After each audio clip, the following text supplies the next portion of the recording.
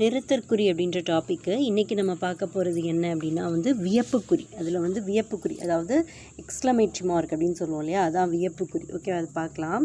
அதாவது இப்போ ஒரு மகிழ்ச்சியான விஷயம், அல்லது ஒரு வியப்பு, ஆச்சரியமான விஷயம், அச்சம், பயமான விஷயம், அவலம், அதாவது கஷ்டமான ஒரு அவலம். ஓகேவா, ஐயோ இது நடந்துருச்சு, அந்த மாதிரி இரங்கல்னு சொல்லலாம்.